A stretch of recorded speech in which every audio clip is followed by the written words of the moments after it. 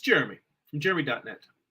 I am a comic book artist, writer, creator, self-publisher, and I share my creative process here with you online.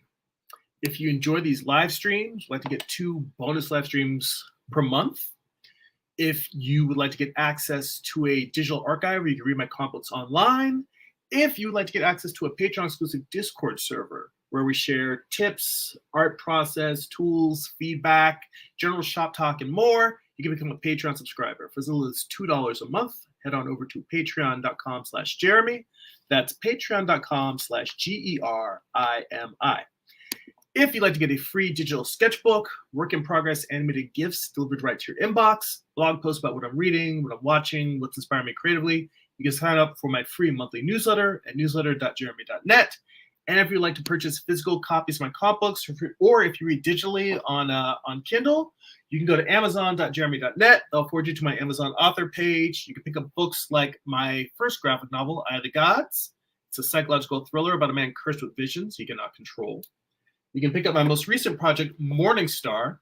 It is Lucifer's Fall from Heaven told as a Western. It's an 8-issue series. Volume 1 contains issues 1 through 4. Volume 2 contains the conclusion to the series, issues 5 through 8. Both have extensive back matter, script excerpts, character sketches and designs, page layouts, thumbnails, photo reference, and more. I basically show you how I put the whole comic together. And you can get book flip-throughs of all these videos on the homepage of my YouTube channel. Okay. So, and something that I've been working on for the past few months, I wanted to share with you. There should be links in the description for this video, or if you go to my prints page, if you go to prints.jeremy.net, that should forward you to the home page specifically for the prints on my my website. You can see that the pieces I've been working on for a while, the Gorgon Emerging series I've been doing. So I have 4 prints that are now available for sale. So you've watched me working on these for the past few months, doing the different color variations.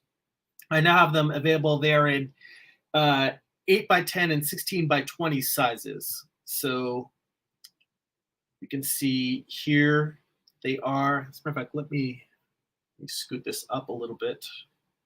Or actually, I'm gonna have to hide that so you guys can see the full 16x20, and then the 8x10 sizes, and there's the full image. So we've got that for, I did them in 4 different color variations. And I've just got 3 of them you can see on the homepage, and the 4th one you have to actually go into the prints section to see. But so we've got the red one, the blue with orange lights,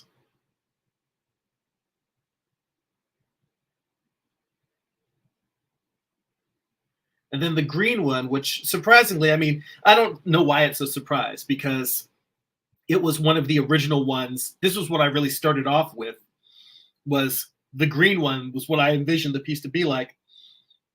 And I think this one may have come out being one of the strongest of the series. I like all of them. And the main reason why the other 2 colors, the red and the blue, are out there is because people responded very strongly to those versions when I was posting the color studies. But I'm pleased with how all of these have come out. And then there's a 4th one. And this one was just sort of my personal favorite. It's kind of a warm gray with blue highlights. So these are all the finished pieces.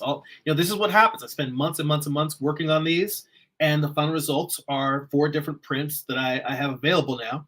And I'm also going to have T-shirts of these. And T-shirts are going to be clipped in such a way that it's just going to be sort of the main Medusa head.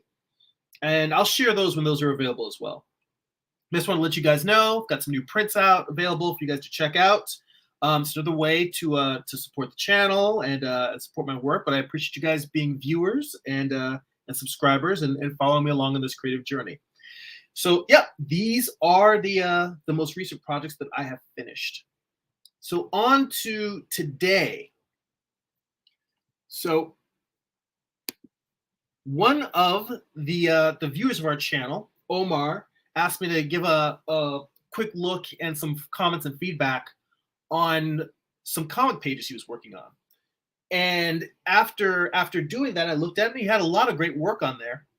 But I asked him for his permission to do a live stream where I actually would demonstrate some of the feedback that I gave him about the page layout. So these aren't really comments about the drawing and the artwork, and I think he has a lot of really strong drawings on his page. But his Instagram handle is Omar Comics 4000. So definitely shout out to Omar, and I put a link to his Instagram in the YouTube channel. It should be, I don't know if I was able to put a link in the Facebook, but also on Twitch there should be just a call out for his Instagram handle. So definitely go check Omar's work out. But Omar was kind enough to let me post some feedback online here. So thank you, Omar, for that. And what I'm going to show you is just some comments about the actual page layout and ways in which I would maybe tweak this. Now, I am not I'm not anti-elaborate page layouts. I tend to work a little bit more gridded and structured, because sometimes I feel like when you have stuff like characters spilling over into different panels, sometimes the storytelling can get lost in trying to create an interesting page layout. So I always try to lean towards clarity first, and then within making a clear story, how can I make this a little bit more exciting? And with this one, it feels like it's very exciting, but I think the storytelling is a little hard to follow. Now, mind you, I did not have a conversation with Omar about what exactly is happening with the pages here. So I'm going just from what I can interpret from the layouts. So I may not necessarily get all the story beats right in terms of what he's expressing on the page. And if he's watching, please feel free to comment in the chats if you're like, oh, wait, no, that's not what's happening here. But from what I see, it starts with a wide establishing shot up in the corner of what looks like a village in a mountain. And then we see one character who seems to be addressing a crowd. Then we go to a scene of what looks like zombie hordes that are fighting, trying to break into the village. So I guess that's what's happening, is this village is under assault from all these zombies. And I guess the guy who's standing here with the bands on his head is sort of their leader. And then there's another one who's standing who has a cape, and he's sort of standing over a crowd of people that are cowering and frightened. Now, I'm not sure. It doesn't look to me like the character who's in the first panel is the same as the character who's standing here with his arms kind of over the crowd outstretched. So it is a little bit hard for me to tell in terms of who's inside of the village versus outside of the village. And also, I'm not sure exactly where. Make sure I'm on a separate layer first. In fact, let me lock the layer with the comic page so I don't accidentally draw on it. It is a little bit hard for me to tell in terms of the visual geography where this character is located and where the character in the top panel is, panel 2 is located versus the characters in this large, almost splash pages kind of a shot that's taking up a large part of the page. So the first thing I tend to do when I start a comic page is I try to think, all right, in very simple terms, what is my beginning, my middle, and my end? That's what I really try to look at. Like, I look at each page as if you're telling one tiny story, even though it's an ongoing sequence. What's your setup? What's your setup? What's your beginning? What's the complexity or complication, and what's the climax or resolution of that page? So if I were to start with this, one of the things I would decide is, okay, if this large piece, by the way, I see a comment in the chat here. I see Harmless Horrors. This is Jeremy. Can I send you some stuff as well? I need some feedback as well as some help figuring out the meat of a comic series idea. I work only on paper. Yeah, actually, if you want, what Omar did was he tagged me on Instagram, and just shared, just tag me with on a post so that I could see the pages. So if you go, my Instagram handle is just Jeremy B, and it's spelled Gerimi and then B. But if you look in the description for this video on YouTube, there should be a link to my Instagram. So yeah, just take a picture of it, post it on Instagram, tag me, and I'll take a look. By the way, just so you guys know, inside of Patreon, we have a Discord server for this exact purpose. So I have a Discord server where people, we can post posts, and then I sit down and we can go into a deeper depth in terms of like, we can spend like go into a deep dive on like multiple pages of stuff. And Harmless Horse says, I already followed you. Thank you so much. Great. Well, yeah, go ahead, post some stuff and tag me. But yeah, on our Patreon Discord, we have a whole channel inside of the Discord just for requesting critique. And in that place, it's kind of a nurturing environment. It's not like we're beating up and tearing each other's work apart. But everybody shares work, and we'll all just give notes, comments, and things we notice, see, things you might want to try. So it's a good environment. It's just a place where we can go deeper in terms of giving feedback. But on this page, back to Omar's page, what I'm going to start with is I try to decide what is the most important thing on the page. And from the amount of real estate he gave the shot of the large character, I would say, since that character is the largest, I will start by actually making a decision of, okay, half of the page is going to be taken up by that bottom tier. And I try to keep things locked within tiers. So I don't have a problem with characters breaking out of panel borders going left to right. And I don't have a problem with characters breaking the panel border up above if it leads the eye in where you want to. So for instance, one of the things that I noticed here is the fact that we've got this character whose head is up here at the top and his body is down here. It feels like that's sort of counterintuitive to the way that we read, because we read, left to right, then zigzag down, and then left to right. So when we get to here, the problem feels like the way that this character is posted,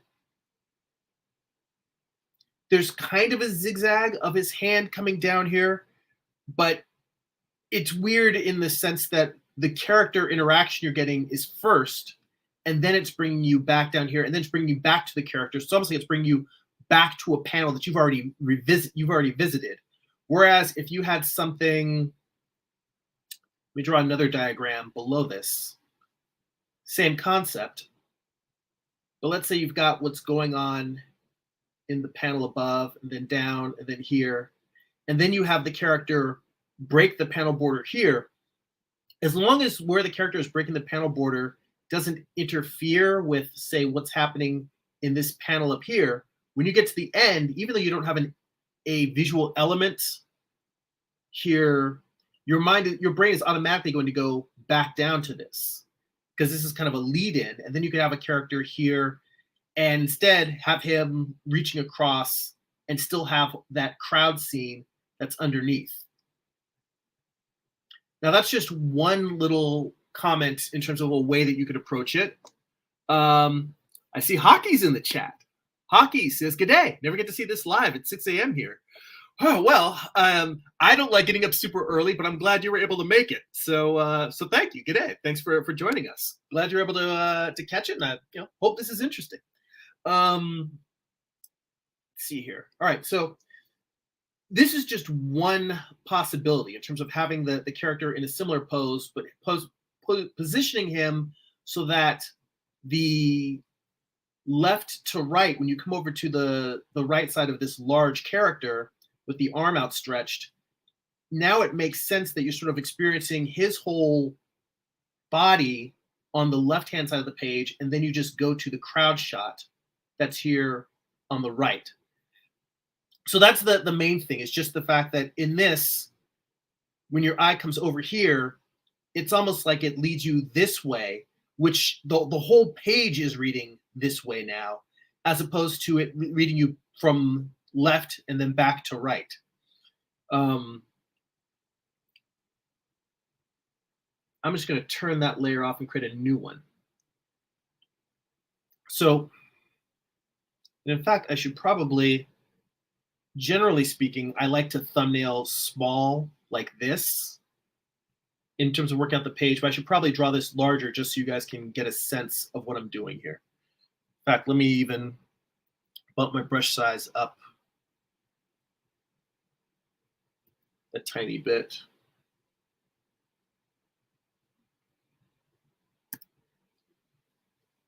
All right, so let's say we've got our page here. And at this point, all I'm thinking about is just storytelling. I'm just worried about like dividing the page into boxes. So let's say that that large character is my most important thing. He's going to be maybe not as tall as he's drawn in that panel. But another thing that I also like to keep in mind is leaving room for dialogue. So what I'm going to do now is divide the page into, you've got the bottom panel is going to be that large shot plus the crowd. And then I'm going to take this tier up here. So you've got half of the page down here. And then I'm going to divide this into two narrow tiers. So you've got a quarter page up here and a quarter page up here. Now, you've got this character, a close-up shot of the character, and he's doing a lot of talking. There's a lot of ways to approach that. What I personally like to do is if I'm going to have a close-up shot of a character talking, it feels like the background, the mountains behind him, you're not necessarily, I don't know how much that information really helps you because this area is going to be covered by, I presume, by word balloons anyway. So what I would probably do is I would take that shot and instead of having it be the larger shot, you can get a lot more information into this establishing shot. So what I would probably do is make that establishing shot 2/3 of the page. So you've still got the same sized shot of the character. But what I would do now is I try to work out all of my my balloon placement. A lot of times I try to work out my balloon placement before I even draw any characters. Because that keeps me, it helps me when I'm actually drawing the page to, it helps me to keep from putting characters on the wrong side of the panel when they're speaking. So if you've got a character speaking first, you don't want to put them on the right-hand side.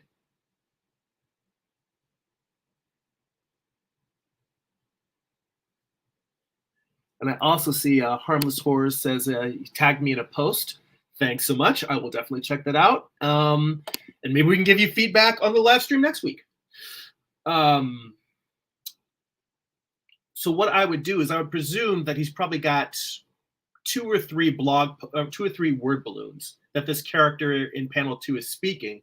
So what I would do is I would probably say, all right, I'm going to put 1 word balloon above him. And then I would take 2 word balloons and put them on top over the establishing shot. Now, what this is, the advantage that this is going to give us is that now we have more space to show that establishing shot. It's not crammed into this vertical space. And that's not necessarily a bad thing. Like this small sliver of an establishing shot that he's got here, Robert Kirkman does that a lot in the Invincible comic book. Like he doesn't necessarily do it for the first time you see a location, but anytime there's a location that you've seen before, like Mark's house in Invincible, or the I forget the name of the Justice League type superhero team that's in there, or the every time you go to a base, a school, a location that you visited before, once you've seen it before, he'll just put that little small shot like that and a caption saying the location just to remind you of where you're at. So it's a really handy tool if it's a location that people have visited multiple times. But for a first time of showing it, it can be a little bit distracting.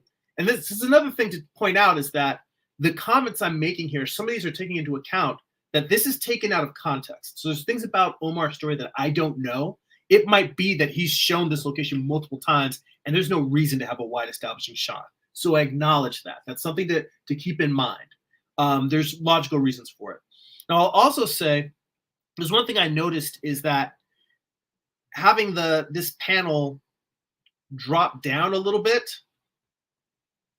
this is, again, not necessarily something that I am against in terms of comic pages, but it feels like there should be a good reason for it. And the other thing is that this roof line, there's a roof line right here, and there's a dark line that's showing the undersides of the tile of this roof that's right here. Now, this line is a tangent with the next panel in that it lines up with the panel border. So something else is that if you are going to do something where you've got these pages that aren't, where the panel border isn't lined up, is to be very aware of whether you're creating a tangent with the next panel. So I would either have had that roof line just a little bit higher or a little bit lower. Either one would be fine, but just having it line up exactly with that panel border. And again, this is also something, the fact that you're using black panel borders. Who knows? If you had just had white panel borders, I mean, it would still feel like a tangent to me, but it might be less noticeable if there were white gutters instead of black gutters. Gutters are the space between panels. But either way, I would still probably have changed this just to not create a tangent.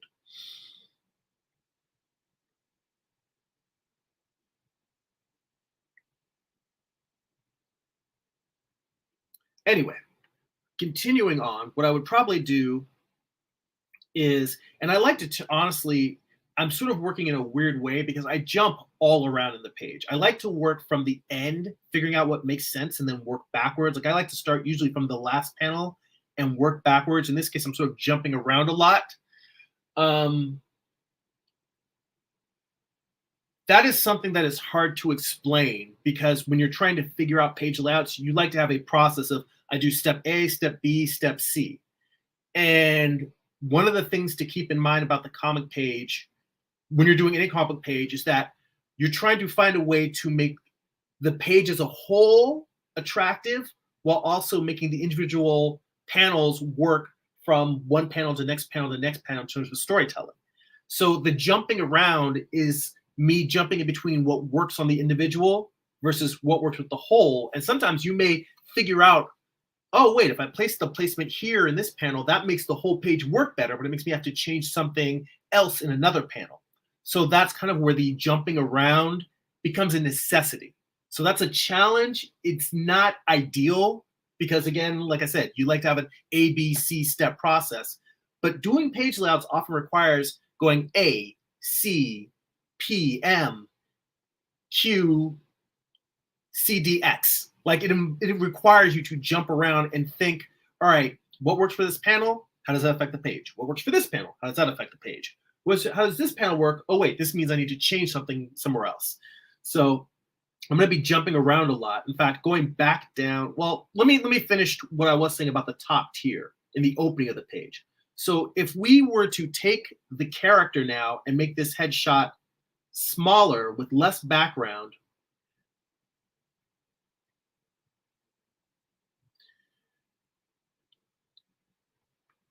well, here, let me just angle his head so that you are looking up at him and I'm trying to at least acknowledge sort of the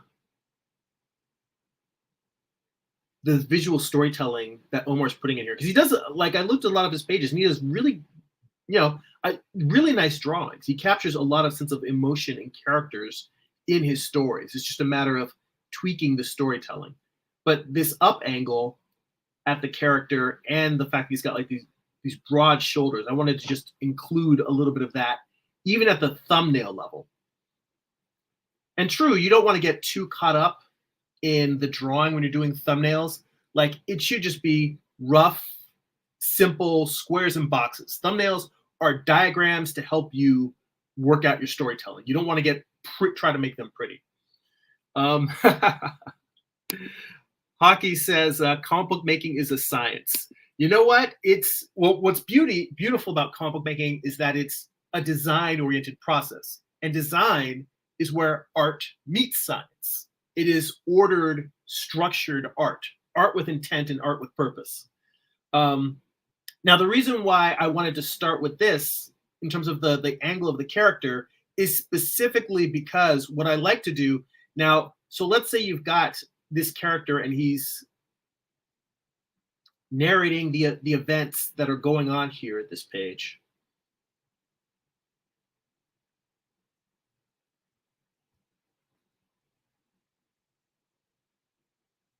I don't really know where I would put the word balloon.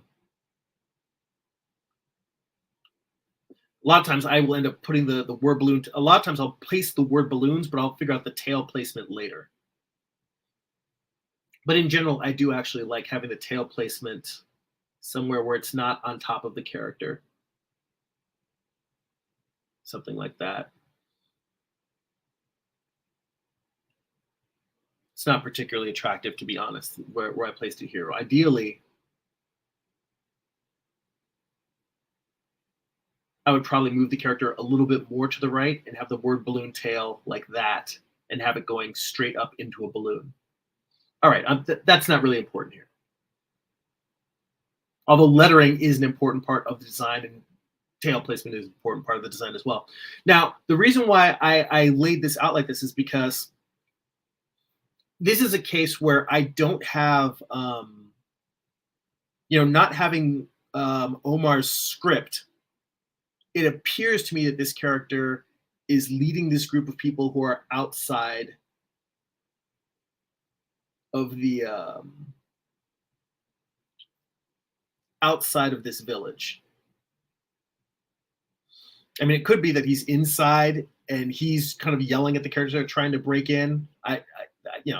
So, but again, we can't tell, so I'm going to go with the information I have. But what I like to do is I like to take whatever position the character is going to be in panel 2, and I like to find a place to show him in the first panel.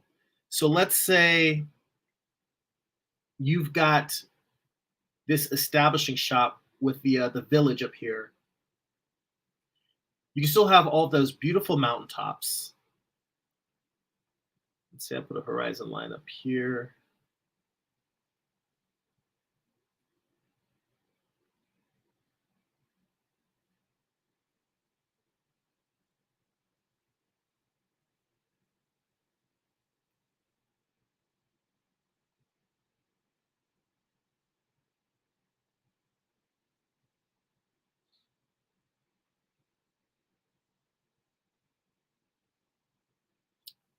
And I will say that the perspective is a little bit weird on some of these buildings, but that's more of a drawing issue. We're more concerned about the storytelling right now.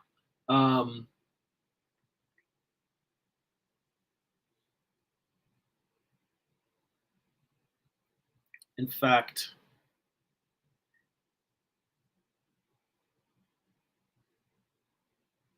I was gonna say.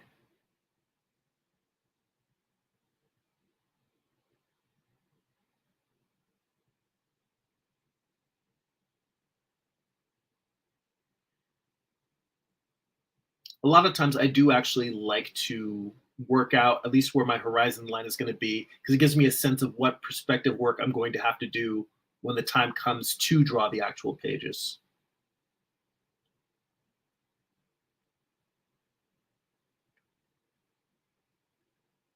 This building here, I guess, is going to be large and above the horizon line. Let's see here. Harmless Horror says, that's hard to do. I have a compulsion to finish every drawing. I barely use thumbnails as a result. Well, I frequently have had that same problem in the past. And the reason why I've come to really grow to enjoy thumbnails is because I have taken a page and finished the drawing, and I've gone detailed on working out the page in terms of like pencils and inks. And then I will find structural problems. I'll find storytelling flaws. And I find those flaws after I've already spent hours and hours and hours drawing a page. Then it takes time to either have to redraw the whole page, or half of the panels end up putting patches on them and changing putting Bristol board down on top of a page and redrawing what's inside two or like half of the panels on the page. And eventually I discovered if I can force myself to just work out all of the details in stick figure, then afterward, then it's like I have far fewer things to fix later on. So that's for me a big, I had to force myself to do, I had the same problem you had, but I had to force myself to do it. And it ended up saving me time over the course of making comics and learning how to do it more efficiently. Let's see here. And Hockey says, I was the same, but when you do get into the habit of it, it makes life so much easier. There we go. Exactly what I was expressing there.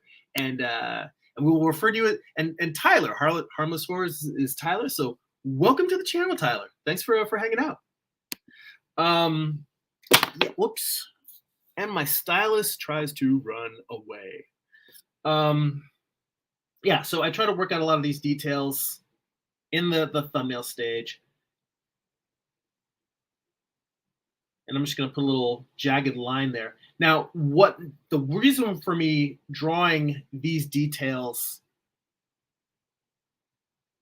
now I think I'm starting to get a sense of what's happening on the page, because it feels like there's a fence running along the front of this building, and where the characters are trying to the characters that are kind of charging are sort of running towards this building, or rather in this area it looks to me is where the these hordes are going against. Now this is an interesting thing here, because when I look at this and I see what's going on in that panel, what would make things clearer to me is that if you go to the next tier where you've got the characters actually running against and slamming against the wall, it feels to me like they're moving kind of forward and to the right. I would be tempted, and I'm just going to go ahead and grab this area and select it. I would want to try and keep the motion moving left to right. So I would take this panel. Let me add this little bit here. And I would just, let me transform here, flip horizontal. So what I would do is I would have all of these other buildings. I would flip it so that now the building that they're heading towards is on the right-hand side. Now, let's say that the character who is urging them on, this guy who's standing here, what I would try to do is I would try to find a place. Or actually, this is an interesting idea.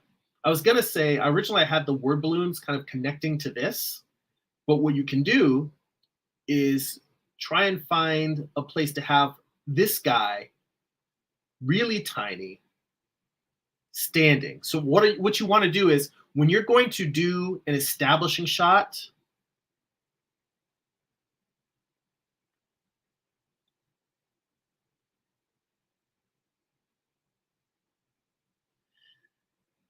and then you're going to cut to a close-up,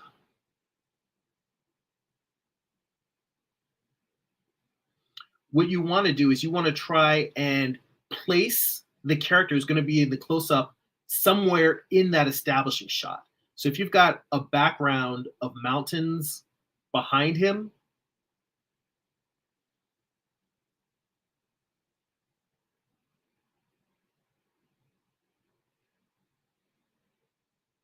maybe he's standing.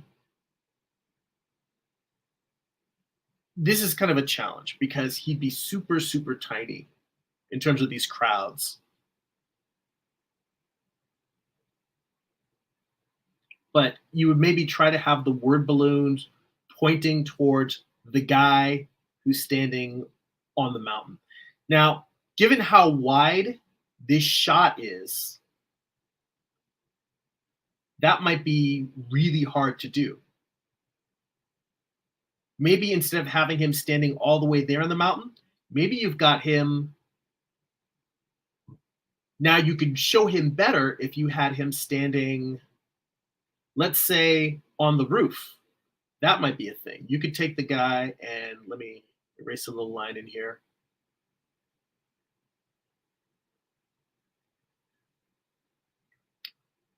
What I might do is say, all right, have this guy standing on the roof talking to the crowd of what appears to be a horde of zombies. I just realized as I'm drawing this, it's so tiny because it's a thumbnail. You guys can't see what I'm doing. So I need to zoom in just so you guys can see this. So I'm just switch to red here. So let's say you've got this guy standing here and he's yelling down to all of those guys. And you have the speech that he's giving just continue.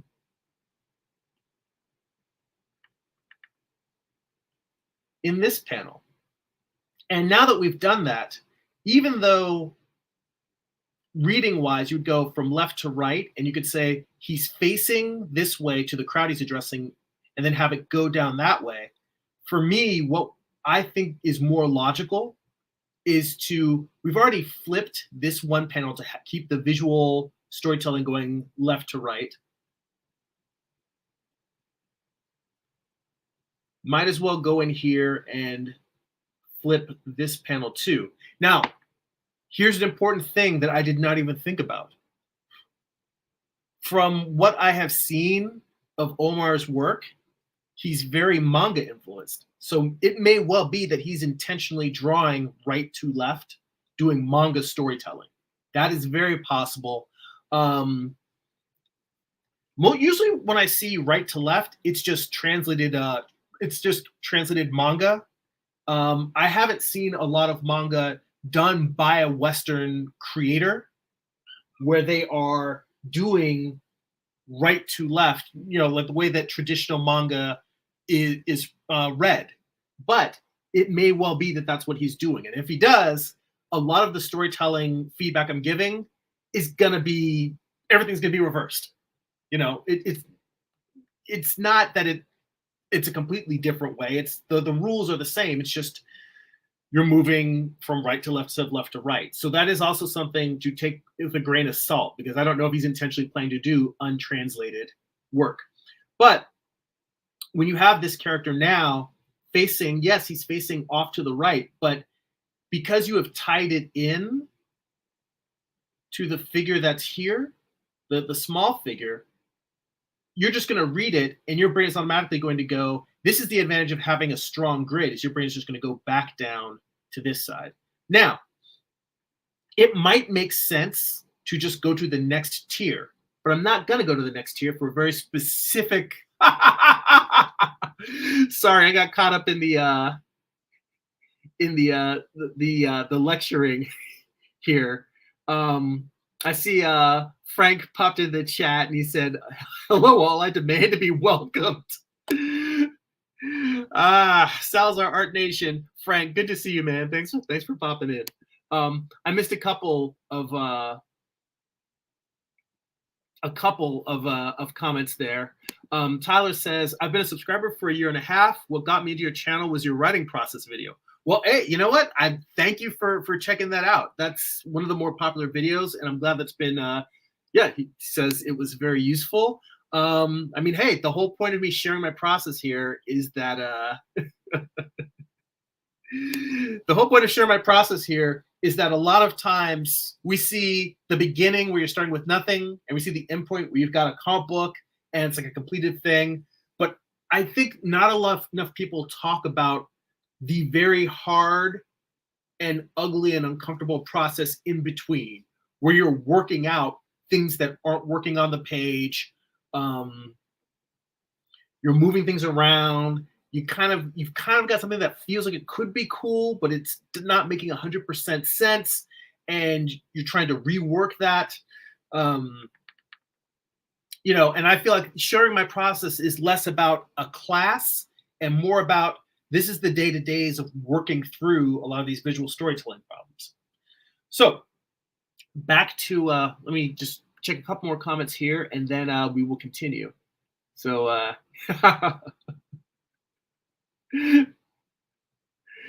see, Frank, you causing problems up in the comments. People are like, "Who are you? Who's talking?" Yeah, I don't know if you've seen him on some of the other live streams, like the Artcasters and some of the other guys, but yeah, Tyler, Frank loves to joke, cause a little chaos, but it's all fun and games. Stop causing trouble, Frank. Okay. Now, what I mentioned before about my approach in terms of dividing the page into a beginning, a middle, and an end, it doesn't matter whether the largest panel is the top panel, the middle panel, the bottom panel. I decide what's going to be the largest by what is the most important thing that's happening on that page and when does it happen. Sometimes the most important thing happens in the beginning of the page, sometimes it happens in the middle, sometimes at the end.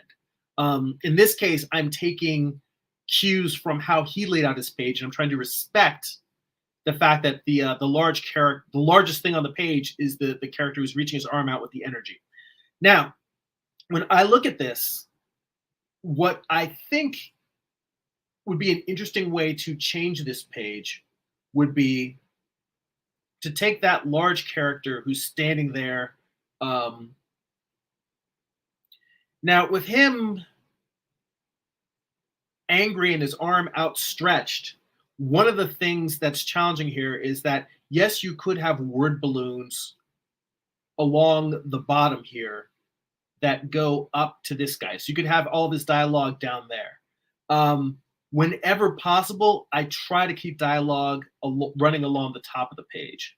So if we're going to have a character here, what I would personally like to try is maybe having, let's see, 1, 2, 3 sentences. So let's say he's got kind of an elaborate speech. Maybe curve him a little bit, put him on an arc. 1, 2, 3. But let's say we've got the word balloons there, and to have this guy, because the main problem is that it didn't seem like there was a lot of space for his dialogue. So let's say that we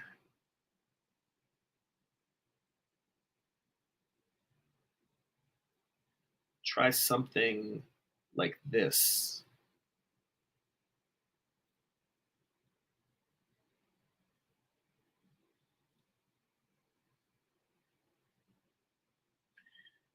And the reason why I mentioned before about jumping around on the page is because each tier, in terms of like, the top tier with 2 panels and this bottom tier, each time you go to a tier, it's a transition point. So like a page flip is a transition point.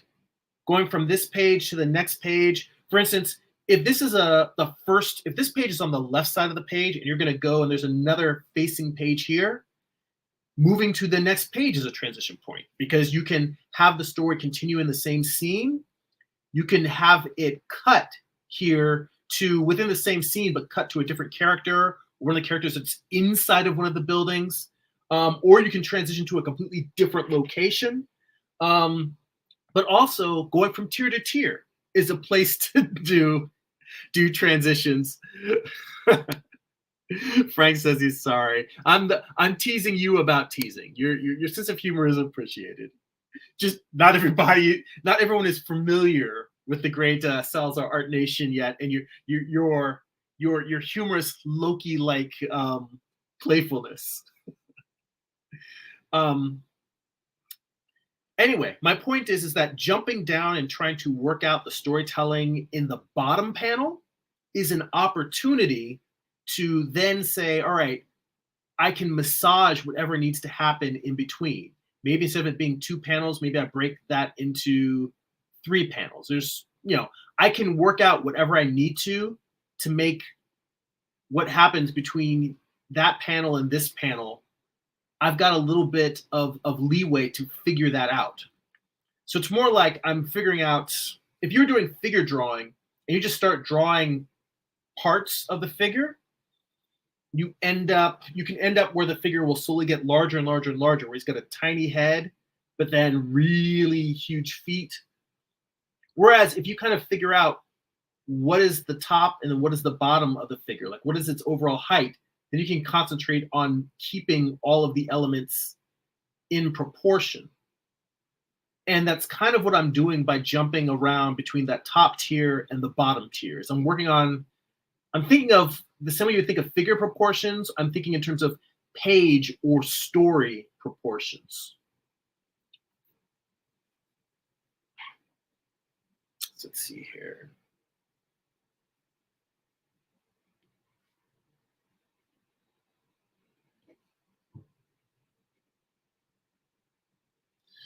So let's see here. I am thinking, so let's say we've got him with the hand outraised menacingly. Maybe we just place that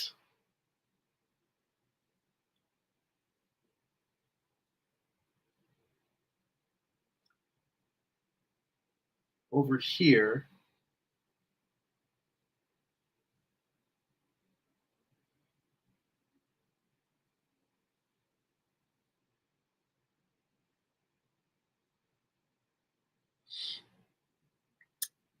I'm going to adjust these word balloons.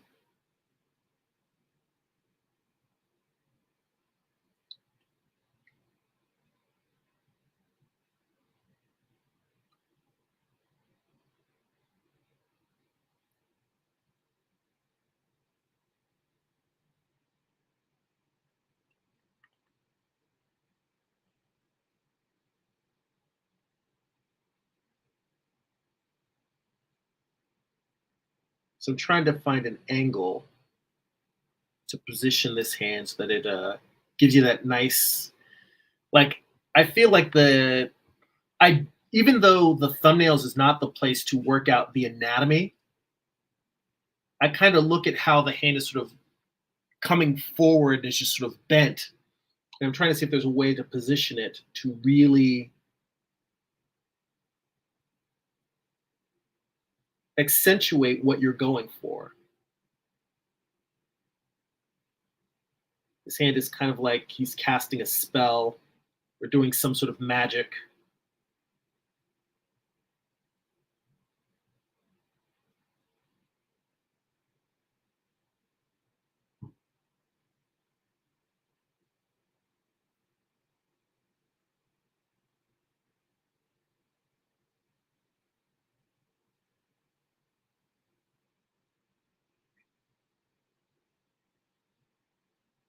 Maybe having this arm going back,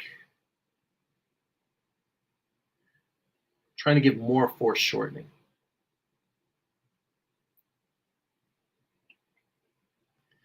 And again, this is kind of what we were talking about earlier about trying not to get caught up in drawing everything on the page. That is exactly what I'm doing right now. And I'm trying to, my brain is also saying, stop doing that, get down to business. Anyway, so you've got this guy here, this ghoulish character, and you can still have everything that's going on below where you've got that crowd that's sort of looking up. So it's almost as if you've got him maybe feeling like, you know what, this would be a place, like I mentioned before, if you're going to have a character breaking the panel border, maybe have him break it when he's on the left side of the page as opposed to the right. Maybe you've got his hood breaking out just enough that you get the sense that this character is sitting on top of the entire page. And in fact, that I think is what, now that I look at this, I think that's what sort of bothered me about the position of this character, is that you have him with one arm coming in front of the picture plane, breaking over that panel, but then you have his head cut behind. And it feels sort of like he should just be over the entire thing. Like if you have him over the entire thing, then that actually works better. So while I'm giving an alternate solution, one thing you could try is just having him over the page and then maybe finding ways to work the other elements that you are going to have in the panels before, just push them over. Now that's challenging to do when you've also got to leave room for dialogue.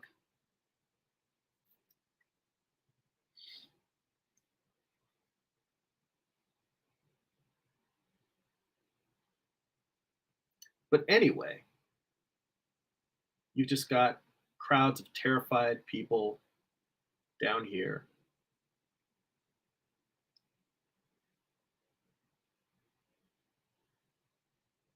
You know, and not everybody likes this thumbnail. I mean, I've definitely heard of creators who just sit down at the page and they work out the story on the drawing board. Um, I have tried that, and well, I never like to say that one method is wrong or don't do this particular process, because everyone's brain is different. It's something I say all the time. We all process information differently, and what works for one artist might not work for another. Um, but I find that what doing thumbnails does for me is just helps me get these things worked out before I get to a finished page, which, I'm kind of repeating stuff I've said earlier. Let's see here. Hey, and Omar's here. It's good to see you. Yeah, I put a link to your Instagram in the description for the video. This is the man who kindly volunteered to let me do a draw over of his page, and I'm glad you're here. I think that we're having a fun time here. We're just discussing some alternative options to the storytelling, just ways to change and shift things around. That my whole thing is just like how to make the storytelling clear, because I think you have a lot of good drawings in the work that you shared with me on Instagram. It's a lot of great stuff there. So my comments were more about just storytelling and trying to make the storytelling clear. I just now saw Frank's comment. I come in full barrels blasting, but my ammo is Nerf darts. That sums you up perfectly. Thank you, Frank.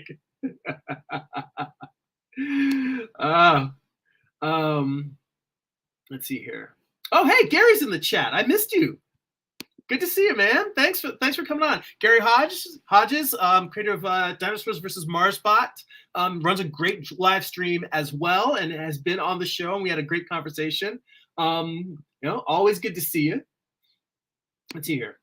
And Tyler says, I'm going to make some comic pages based off of what I sent you, so you can look at multiple pages, multiple images. Some will not be action sequences. I'll let you know when I'm done. One thing I'll mention, Tyler, is if you don't mind, just putting a quick, like if it's a page with like 5 panels, just putting a quick panel 1 is this, panel 2 is this, panel 3, panel 4, just because it'll make it easier to get it'll make it easier if I don't misunderstand what you're doing in the storytelling. If I know, because if I see it and I misinterpret it, I might give you feedback that isn't helpful, because you're like, oh wait, that's not what that panel was even supposed to be. And I'm like, oh, it's this instead? Okay, now I understand. Because I am definitely capable of misunderstanding or misreading what your intent was on the page. So that will be, that's just something that will help me give you better feedback. Let's see here. Gary says Salazar Art Nation is like the Lone Ranger, but leaves a Nerf dart with the townspeople before he rides off. Okay. So anyway, yeah. Again, switching this from left to right, and another thing that I notice here, because in a certain way, with this character reaching out, beginning his spell, or the power that he's getting ready to unleash, it's possible that it might be read a little bit too much like duplicating the same pose that's in the panel, in panel 2 up here. The angles and the poses are similar. Now, you did a great thing in your original page where you had these guys facing opposite directions. You definitely got a sense that they weren't duplicating each other. So it may also be an idea that if you have this guy addressing the crowds down here, I guess the real question just becomes, making sure he's positioned in a way that makes sense. Maybe instead of it being a 3/4 shot, maybe it's a profile of him looking down. But the whole point is simply that I want to make sure that you want to do two things at once. You want to not duplicate the shot that's down here, but you also want to make sure that it ties into whatever. Let me switch to red again. Hang on, there we go. You want to make sure that it ties into whatever pose he has when he's standing on the roof, so that it makes that visual connection between the two of them. You know, that visual connection between the small establishing shot and the close-up shot. So maybe the shot is a profile. Now, here's the other thing. Maybe if you can still get a sense of the character, and if he's a character that you've seen in previous pages, so you would know who he is instantly, maybe you do it where it's a slight over the shoulder. And a slight over the shoulder meaning that you're looking, he's turned a little bit more away than a profile. So he's looking down at the crowd, and you're not looking full on at his back. You can still see his nose clearly. You can still see his mouth. Now, I will tell you that as I look at this, I already don't like that. I do feel like he should be facing the characters more. So maybe at most it's a profile, but I'm going to undo and go back to the shot the way it was before, only because I feel like, this shot still shows his face the best.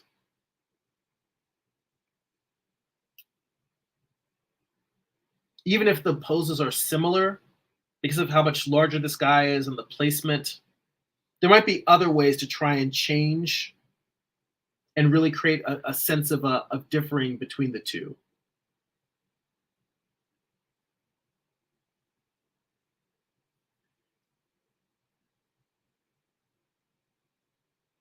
Now, the other question is, I honestly, given this guy, the one thing I don't know, and maybe Omar, since you're here, maybe you can answer this, is what I'm trying to figure out is the guy with the energy coming out of his hands. I'm trying to understand where he physically would fit in terms of the crowd scene. Like when you have that establishing shot of the of this village, it's these zombies are attacking. Is he outside of the wall? Is he inside of the wall?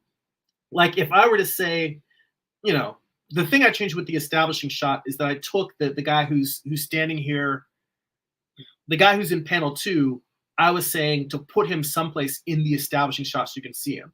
So if this little red figure is the guy in panel 2, where would you say the large figure that's in our bottom tier with the energy, where would you place him? Would he also be maybe on the opposite fence?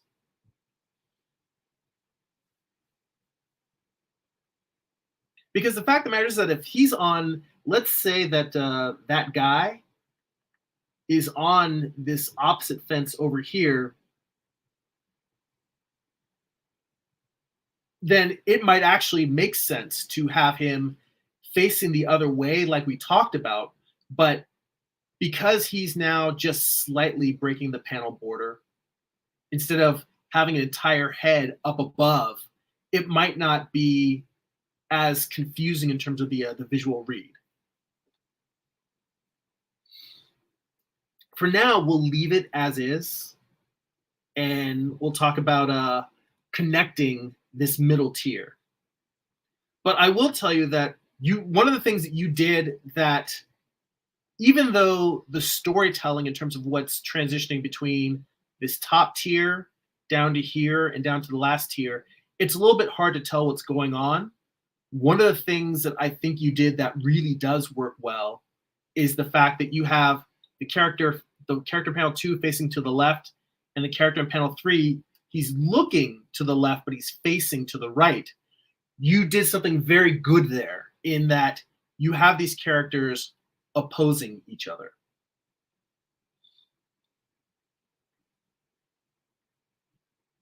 So maybe it does make sense to come back and this is another thing. The stuff that I talked about earlier, as I go through the page, I will go and I will flip panels back and forth. This is part of the process, is going through and saying, oh, wait, this does not work as well as I thought it did. I'm going to switch it back the way I had it before, or I'll come up with a new solution. So flipping this back, now we've got these characters. You're getting a stronger sense of opposition. You're getting a sense of this character versus this character. So you're creating that in the layout stage. And you did that here. It's just that they're right next to each other. And the fact that it's the big thing that I mentioned before was that having his head breaking into this middle tier here, it just seems to read a little bit weird in comparison to the rest of the page. Whereas I think having him down, mostly separated from the tier, and move to the left side, you really do get that sense that these two guys are against each other. They are mad. This guy's mad, and this guy is mad at him, and that this is a conflict zone. And now what this frees you up to do is simply say, all right, what is the information that I need to convey in these two panels here?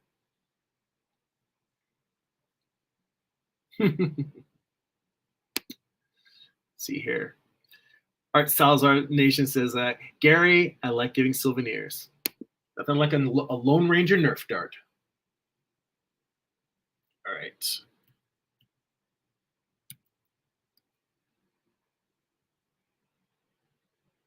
So in this middle panel, let's say that you've got the hordes of zombies raging in there. And I'm not sure what the dialogue would be, whether you want to have dialogue. Maybe you just want to have sound effects of roaring and yelling. But you've got zombies trying to climb over this wall. And then you have more of them climbing over the wall. And you've got the character from panel 1 encouraging them. So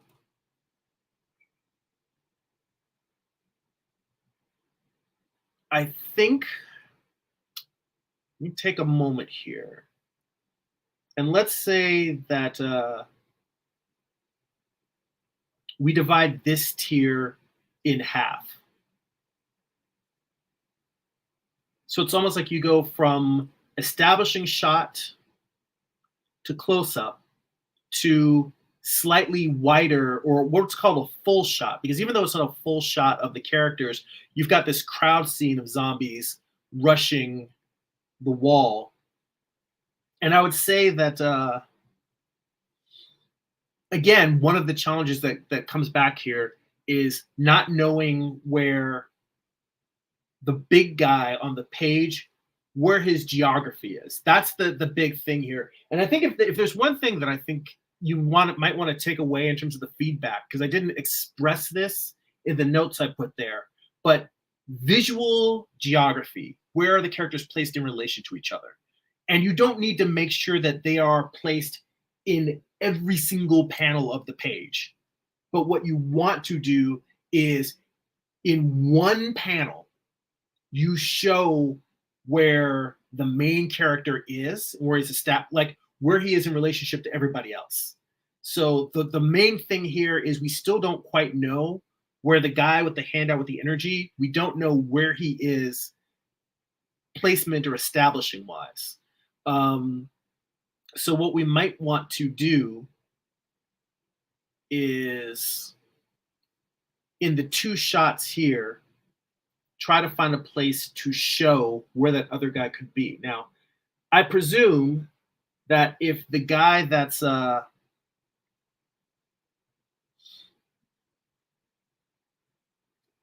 if I presume that these two guys are fighting against each other, they're on opposing sides.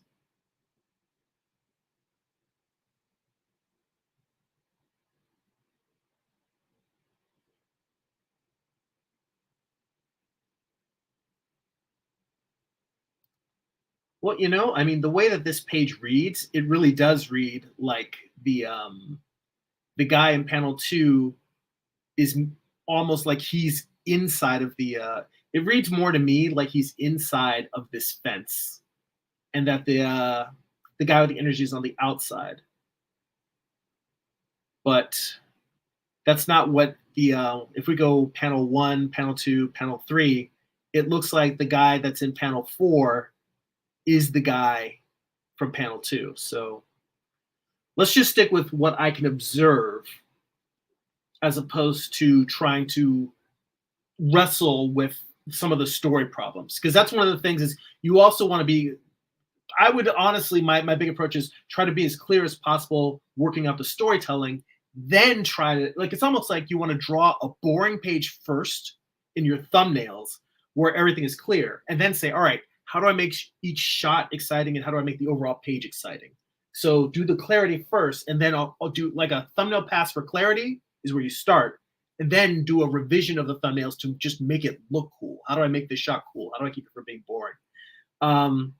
Anyway, let's say that you've got this guy now talking to the zombie hordes even more. So maybe 2 more panels of dialogue.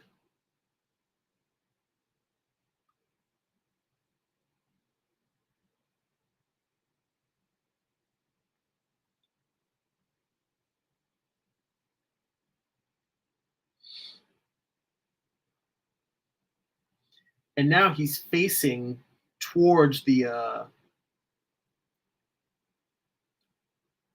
fence they're trying to cross.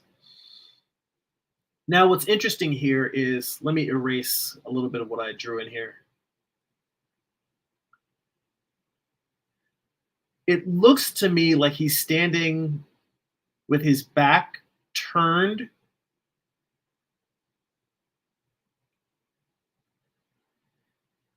Now, when I look at this, it feels like this character is transforming into having the teeth. So again, not completely sure in terms of what's happening story-wise, but the character in panel 1 very much seems to be the character in panel 4. I mean, the character in panel 2 very much seems to be the character in panel 4, and it looks like he's transforming in the last panel. Now, if that's the case, then maybe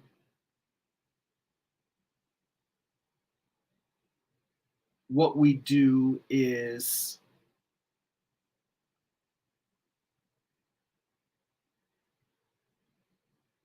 we start with what we want to show, which is this wall with the zombie hordes.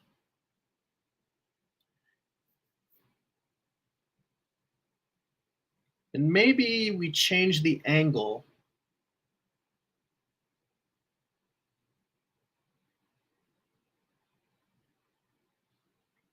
Maybe we do like a low angle. I'm just trying stuff out here. This is one of those things where thumbnails become intuitive.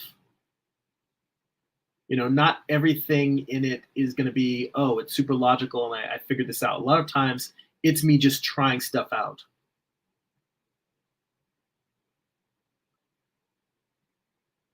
But anyway, you've got stick figures crawling up these walls.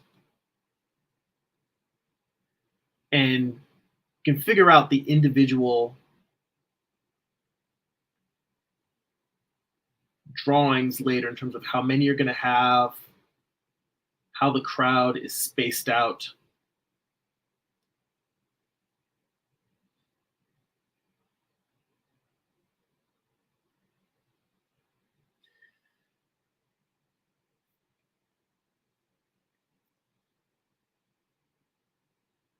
And to be honest, I see a lot of what you were going for in the original page, because the idea of having the zombie hordes clambering up the wall, but at the same time you've got the same hordes breaking the panel border here.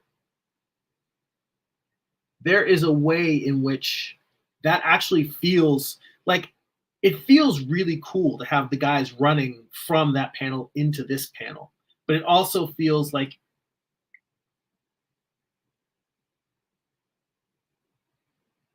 it might be breaking up what's going on in the page a little too much.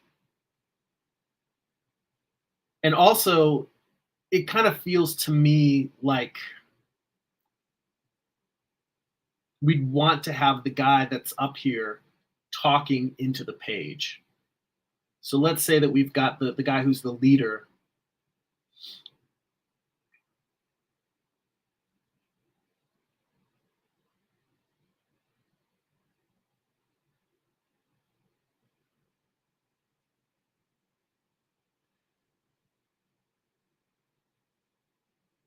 In fact, I'm going to move these panel board balloons over because I think you made a very good choice in trying to show more of a full figure of the character. So let's say that we make him,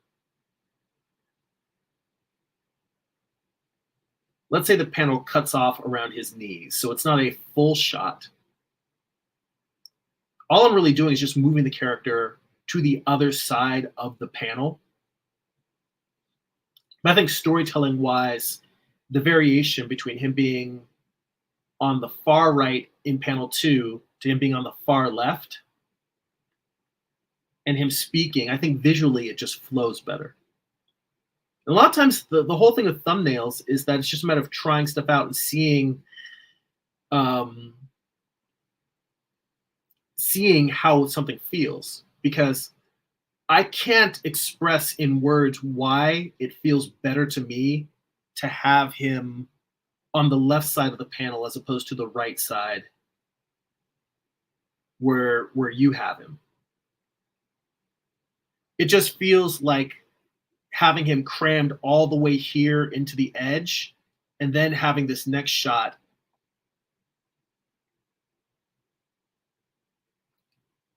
It feels like it's pressing too much information together. Like there needs to be a break. Maybe if you had had this exact same, instead of having the zombie here, if you had put him doing the exact same thing but have him on this side of the page, who knows? That might make the whole thing with him being up here. That's another option, is that it could make this thing of having the character breaking the panel border up here, it might make it read better by moving the character in the panel before to the opposite side.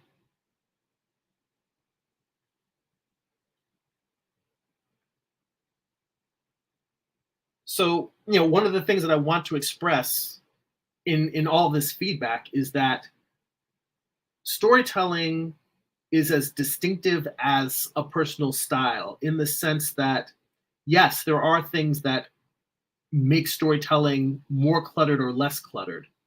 But in terms of like how the pacing and how you move from shot to shot, that has a certain personal flavor to it. And that's a certain personal aesthetic. So there's multiple ways to solve this problem. You can solve this problem by moving the character to the opposite side of the page. You can solve it by, as I did, by moving this whole character over here to moving him, making the bottom tier taller, but moving him to the opposite side of that tier. There's more than one way to do this. And that's another thing that is challenging and sometimes frustrating about making comics, is that you're just trying to find what's the right answer. And when you have questions and situations that have multiple answers, that can be a little frustrating. Hey, I see Johnny's in the chat. Hey, Johnny, how you doing? He says, what are you drawing and why? One of our viewers, Omar Comics 4000 on Instagram, shared some pages with me. and I was giving him some feedback, and I asked him if it would be okay for me to do a breakdown of some of the storytelling notes on the live stream. So I just took his page, and he was, kind enough to say, "Yeah, sure, go ahead and share with people." So I'm just drawing some diagrams. Basically, I'm doing thumbnails / layouts where I'm redoing his page to try and explain some ways that might make the storytelling more clear. Because I think clarity of storytelling, to me, that is the most important thing in comics, even before doing cool looking drawings. Because if you just want to do a cool looking drawing, you can just do illustration. You don't need to tell comics. Comics is a storytelling medium, and to tell those stories requires some clarity. Well, it requires a lot of clarity. So in terms of panel 4, where we're at, I would just suggest having the character similar to how you have it here, but maybe have him, I'm going to put a little bit of shadow in here just to give the sense of, oh, we're looking at the backside.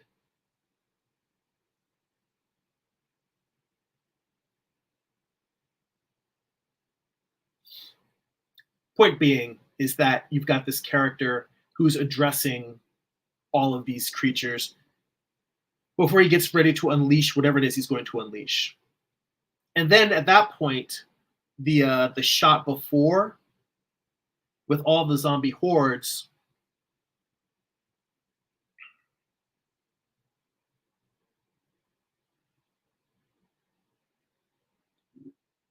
I think there's not really anything that I think is wrong in the way that you actually composed this panel. Because in this, it's just a horde of angry creatures. I'm gonna zoom in a little bit.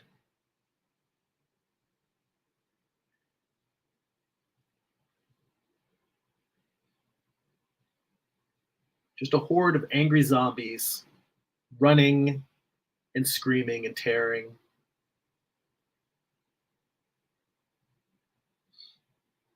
I mean, I might try to imply, this almost feels like it's a reverse shot in the sense that you're looking at it from the viewpoint of the fence,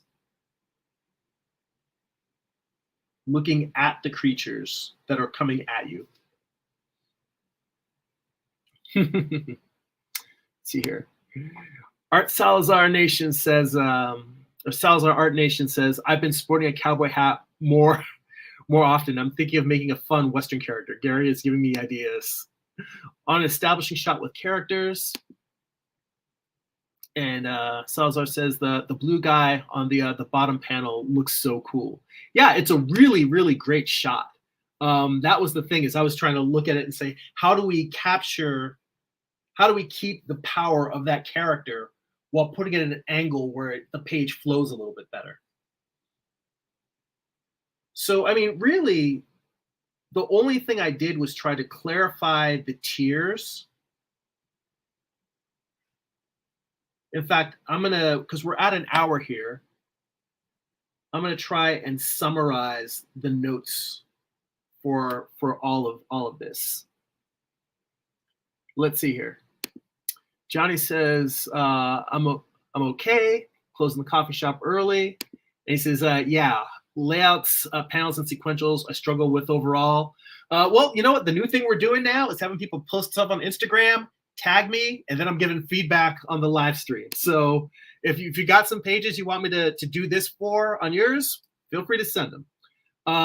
Again, we have, like I've mentioned before, on the Patreon, we have a whole channel in the Discord server for this express purpose. So we're doing this, more often throughout the week. I'll just sit down and draw these and give notes and feedback.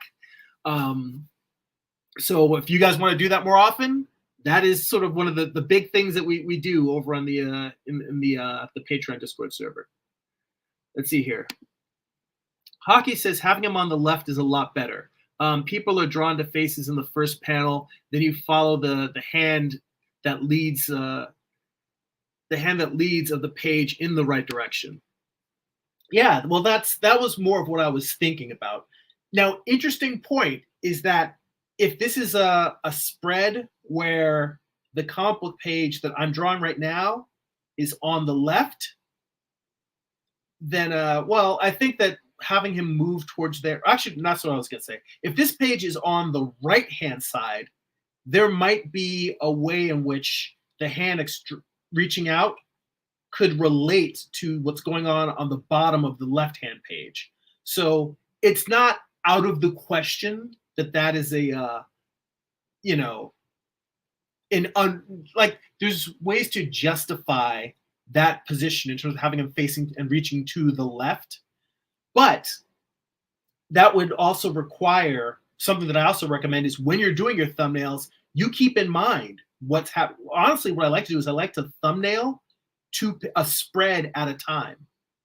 So I like to keep my left and right page in mind as I'm doing it. And that's another recommendation for you guys there is if you're going to do thumbnails, try to thumbnail a whole spread, your left and your right page at the same time, so you can keep in mind how these pages are going to interact with each other. You want them to work if someone was reading it digitally, like one page at a time. You still want that to work, but you want to also design for print. You especially want to design for print. I mean, I tend not to use double page spreads specifically because I've been doing a lot more digital work these days and I read a lot more digitally. But I mean, the double page spread in print is a very powerful visual tool. You just want to make sure that if you're using it, you're designing it in a way that the page doesn't completely break if someone's reading it in a format where they're only able to read a single page at a time. But anyway, overall, I think that you have a really strong page. The summary of my comments is 1, clarify tiers.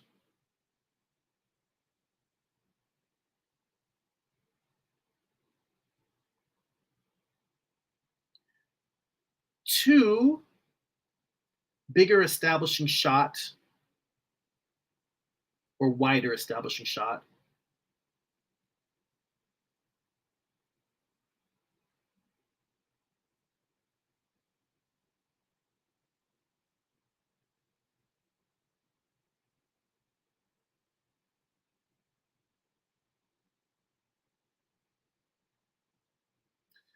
3,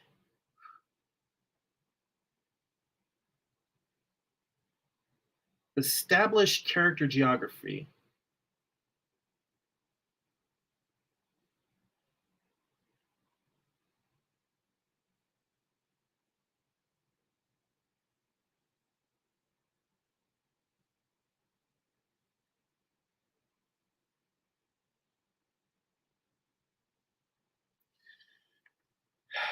And let's see here.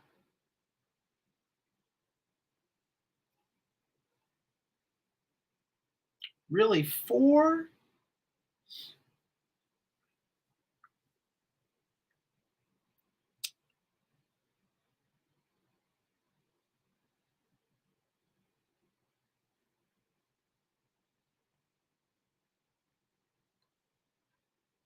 flow pages left to right.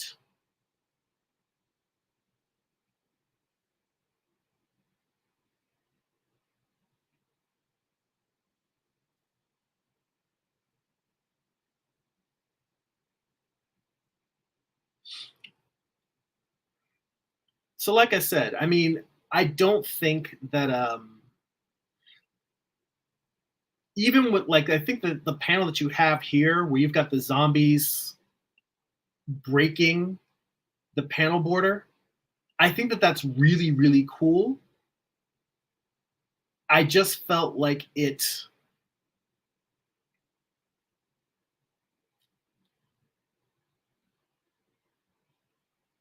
didn't aid in what storytelling. It didn't aid necessarily in what it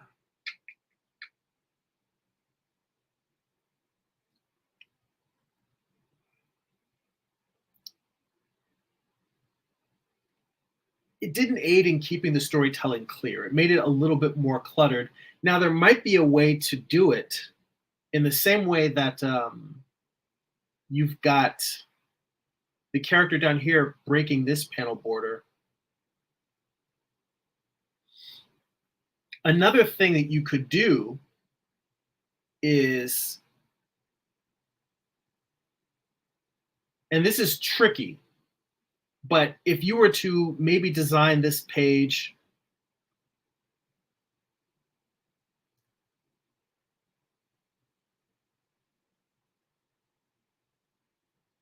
and it's difficult to explain what I'm trying to describe here, but